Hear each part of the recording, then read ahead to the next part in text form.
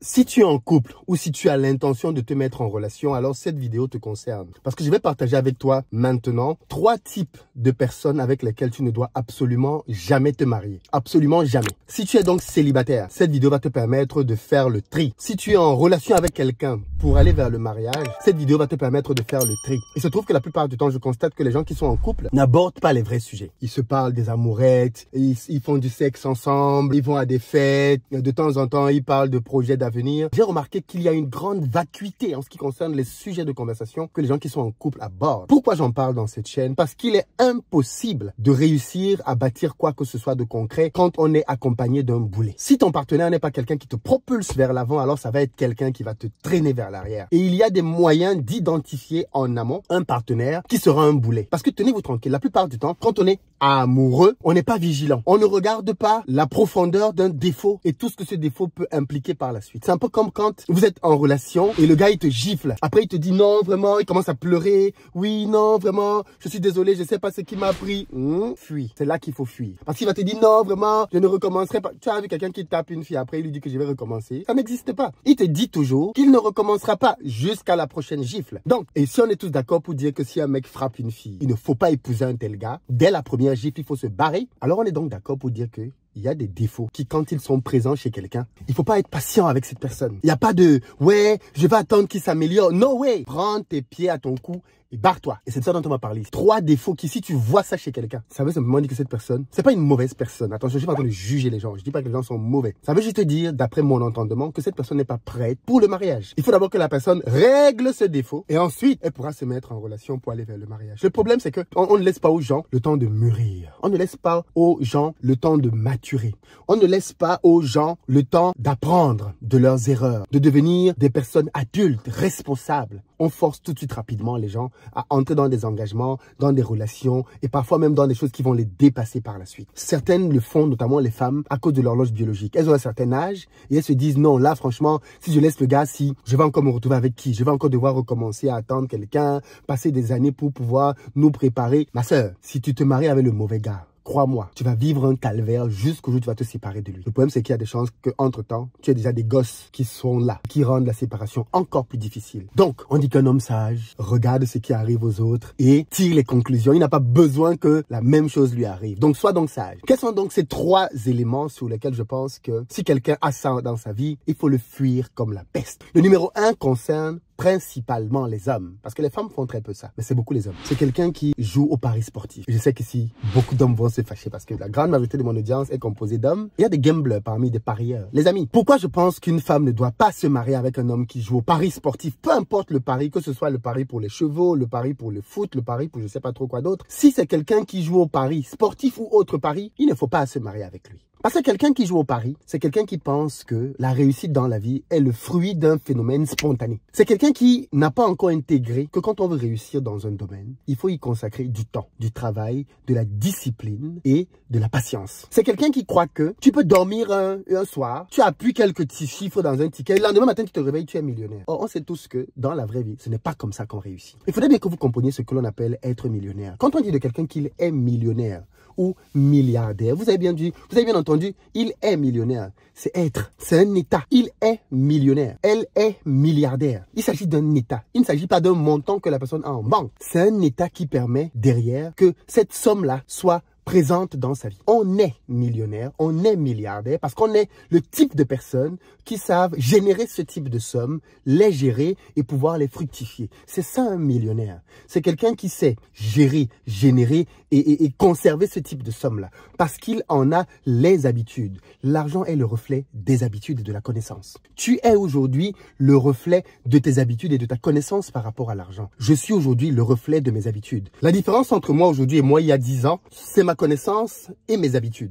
qui ont généré au fur et à mesure davantage d'argent. Quelqu'un qui croit qu'il peut devenir riche au travers des paris sportifs est dangereux au moins à 2 égards. Le premier, c'est ce que je viens d'expliquer. Il a une très mauvaise compréhension de comment on gagne l'argent.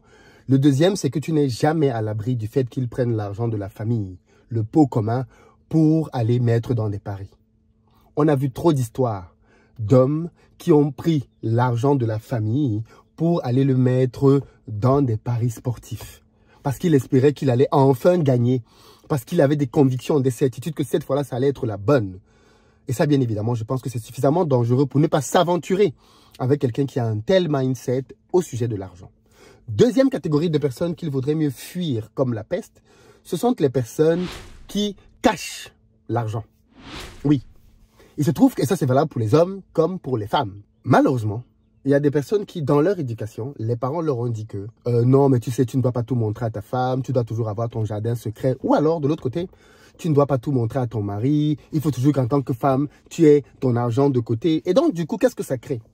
Ça crée le fait qu'on entre dans une relation et l'argent est un sujet tabou. Quand madame demande à monsieur, alors toi tu gagnes combien? Il est gêné pour en parler. Tu as combien en épargne? Il est gêné pour en parler. Comme si tu lui demandais ça, ça veut dire que tu veux récupérer ça. Bon, même si parfois certaines personnes ont des projets là-dessus. Mais, dans tous les cas, si on décide que l'on veut aller vers le mariage, je parle pas ici du copinage, si on veut aller vers le mariage, avec la profondeur de l'unicité qu'il y a dans une telle relation, c'est qu'on entre dans une relation de totale transparence.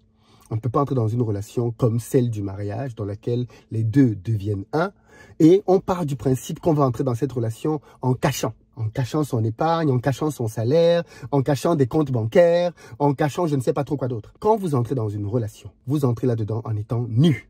Nu dans le sens où vous montrez votre nudité à la personne, mais ce n'est pas qu'une nudité physique, c'est aussi une nudité morale. On ne doit pouvoir rien cacher à la personne avec qui on va partager le reste de sa vie. C'est son compagnon. Vous faites compagnie ensemble, vous cheminez ensemble pour le restant de votre vie. Je ne comprends pas comment des gens, dans leur esprit, l'argent est plus important que leur corps. Vous avez des gens qui n'ont aucun problème pour coucher avec un partenaire, mais ils vous cachent leur argent. Pour moi, c'est très surprenant. C'est-à-dire que tu peux montrer ton corps, montrer ta nudité à quelqu'un, mais tu lui caches ton argent. Enfin, je ne comprends pas trop le concept en fait. C'est-à-dire que l'argent est plus important que ton corps. Tu peux lui confier même des secrets très importants. Tu peux lui confier même des drames que tu as vécu. Peut-être que tu as été violé dans ton enfance. Tu peux t'ouvrir à cette personne et lui parler de quelque chose de tellement tragique. Mais quand c'est l'argent, tu caches. Il y a une partie que je ne comprends pas bien dans l'histoire en fait. Il faut m'expliquer. Qu'est-ce qui se passe?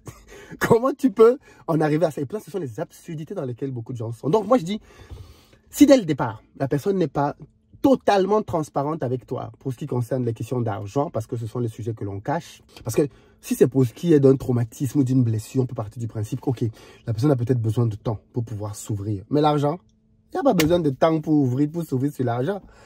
À partir du moment où vous décidez que vous êtes là dans le cadre d'une relation sérieuse, si c'est encore du copinage ou que chacun gère sa vie comme il veut, si c'est pour aller vers le mariage, il faut être transparent sur la question des finances parce que justement, ça permet de prévenir le troisième point dont je vais parler, qui est aussi un point très très important. D'ailleurs, les amis, si vous voulez apprendre à bien gérer votre argent, je vous donne rendez-vous dimanche pour pouvoir, ce dimanche à 19 h, pour parler ensemble au cours d'une masterclass des tactiques que j'ai mises en œuvre pour pouvoir épargner beaucoup d'argent. Pour ceux qui suivent cette chaîne depuis un certain temps, vous savez que quand j'ai commencé ma carrière, je touchais 2000 € comme ingénieur et qu'en quelques années, je suis parvenu à mettre de côté plus de 100 000 €.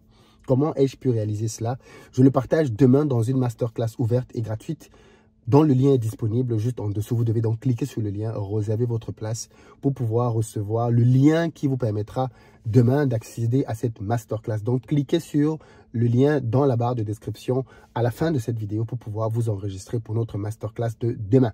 Vous allez apprendre là-dedans des pépites qui vont vous aider. Et puis, on peut se poser la question, mais si je suis déjà en couple, je suis déjà marié, mon partenaire a ces défauts, qu'est-ce qu'on fait? On en parle après. Troisième cas de figure, donc, ça découle du deuxième. Ne vous mettez pas en relation avec quelqu'un qui gère mal l'argent. Ouais, bien là, ça fait mal, oui. Si vous constatez que la personne, tous les mois, est à découvert, tous les mois, a du mal à s'en sortir, est tout le temps dans le rouge, alors que vous gérez bien, ne vous mettez pas avec cette personne. C'est le poison. C'est pas comme si tu as de l'eau pure et tu as du poison. Tu dis que bon, je vais... parce que c'est ce qu'on se dit souvent, non, c'est pas grave, je vais l'aider. Tu peux transformer le poison en eau pure. Tu vas mourir avec le poison. Donc moi, je pense que ça, c'est un défaut qui est fondamental, la mauvaise gestion d'argent. Parce que j'ai vu trop de couples périclités à cause de ça. J'ai vu beaucoup trop de couples négliger les 3 points dont je vous parlais en se disant, de toute façon, quand on sera ensemble, on va régler ça. Avec les années, non, avec les années, c'est toi qui vas pleurer davantage. Parce que tu te rendras bien compte que tu n'as pas le pouvoir de changer les gens. Les gens changent s'ils veulent changer, mais toi, tu n'as aucun pouvoir de les changer. Voilà pourquoi tu n'as pas à prendre le risque de te mettre avec quelqu'un sur lequel tu n'as aucun contrôle sur son changement en te disant qu'il va changer. Tu dois prendre la personne telle qu'elle est, en te disant que les défauts que cette personne a ne changeront probablement jamais jusqu'à sa mort. Est-ce que je suis prête à dealer et gérer, vivre avec quelqu'un qui a ses défauts? Si la réponse est oui, ok. Mais le défaut de l'argent, tu ne pourras pas parce que c'est quelqu'un qui, comme il ne sait pas gérer de l'argent, il va ramener ça dans la famille. C'est-à-dire que toi, tu vas prendre ton argent, tu vas maintenant dire que vous fêtez l'argent ensemble et lui va terminer l'argent. On a vu des couples comme ça là où un des partenaires prend la carte bleue, il brûle l'argent de la famille. Parce qu'il ne sait pas gérer, il ne sait pas dire non, il n'a pas de discipline financière et il ramène cette mauvaise discipline financière dans le foyer. Et ça devient source de tension. Vous le savez certainement, mais l'argent est au cœur d'énormément de séparations de couples. Des couples mariés, c'est très difficile. Tu vas travailler le matin, tu ramènes de l'argent pour pouvoir entretenir votre famille. Et l'autre en face se comporte comme un ennemi en ceci qu'il va prendre cet argent-là parce qu'il est disponible dans les comptes et il va le brader à cause de sa mauvaise discipline financière. Dans X, Y, Z, il y aura toujours une raison pour justifier qu'il a mal géré l'argent. Mais à la fin, ça se répercute sur qui? Sur toi. C'est toi qui as du stress, c'est toi qui as des insomnies, c'est toi qui ne vas pas bien. Parce que tu as un partenaire qui est devenu un boulet dans ta vie. Maintenant, on pourrait se demander, mais comment on règle ça, Philippe? Comment on gère ça? Moi, je suis déjà dans la relation avec le gars. Alors, je précise bien ici, hein, si tu n'es pas encore dedans, n'entre pas dedans. Ça, ce sont des warnings, des points rouges. Pam, pam, pam. Tu vois ça chez quelqu'un, détourne-toi. Je sais que quand on va dire ça, tu vas dire non, mon cœur est déjà dedans, je l'aime, je l'aime. Laisse ça, laisse ça. On aime avec le cerveau, on n'aime pas avec le cœur. On aime avec la raison. Parce que le mariage est une affaire de raison, avant d'être une affaire de cœur. La preuve, si tu apprends demain que l'homme que tu aimes, là, tu es prête à tout pour lui, la femme que tu aimes, là, tu es prête à tout pour elle. Si tu apprends, parce que j'espère que vous faites tous des tests sanguins pour savoir si vous êtes compatibles pour avoir des enfants. Si tu fais des tests sanguins, tu apprends que non, avec cette personne, vos enfants vont être malades. Tu vas y aller quand même? Ton amour va quand même te dire que, gars, attention, tu aimes beaucoup la fille là, mais elle va te donner des enfants qui seront malades. Ou tu aimes beaucoup le gars là, mais il va te donner des enfants qui seront malades. Des enfants qui... Tu vas y aller, tu vas te dire non, je me ravise, n'est-ce pas? Tu vois donc la raison va rattraper tes sentiments. Eh bien, c'est ce que je suis en train de te dire ici. C'est que les éléments que je te dis là, ce sont des raisons, ce sont des éléments de raison qui devraient te faire te dire, un parieur, il va parier sur votre couple. Quelqu'un qui cache. Tu ne sais pas tout ce qu'il va te cacher d'autre. Et puis quelqu'un qui gère mal l'argent, il va détruire. Parce qu'une famille, c'est aussi un projet. C'est l'école pour les enfants. C'est tellement de choses autour de l'argent. Donc si quelqu'un ne sait pas gérer cette histoire qu'on appelle l'argent, attends d'abord qu'il apprenne à gérer. N'entre pas dans une union avec lui dans laquelle il va t'entraîner parce que tu ne peux pas te soigner le poison. Tu ne peux pas soigner le poison. Les histoires de non, je vais lui apprendre, je vais l'aider. On est là. Tu n'auras que tes larmes après. Alors, qu'est-ce que je fais pour sortir de cette vidéo si je suis déjà dans une relation avec quelqu'un donc qui a les mauvaises habitudes? Si tu es déjà avec un parieur, ça c'est compliqué. Ça c'est très compliqué. Parce que je pense qu'il faut lui mettre peut-être un ultimatum. Si tu n'arrêtes pas les paris, on n'ira pas loin ensemble. Pour qu'ils comprennent bien que ce truc-là, ça va vous détruire. Et ce n'est pas le bon mindset. Il faut vraiment pouvoir l'appliquer. Je te donne un temps. On va peut-être aller voir un thérapeute, tout ce que tu veux, parce que c'est peut-être devenu une addiction. Mais si tu ne sors pas des jeux, on ne va pas aller ensemble loin. Je ne peux pas continuer. Il faut mettre ça sur la table. Parce que ça ne sert à rien d'aller plus loin. Il va te détruire. Deuxième point. Si tu es plutôt avec quelqu'un qui te cache. Pareil. Le problème, c'est que comme il cache, tu ne sais pas.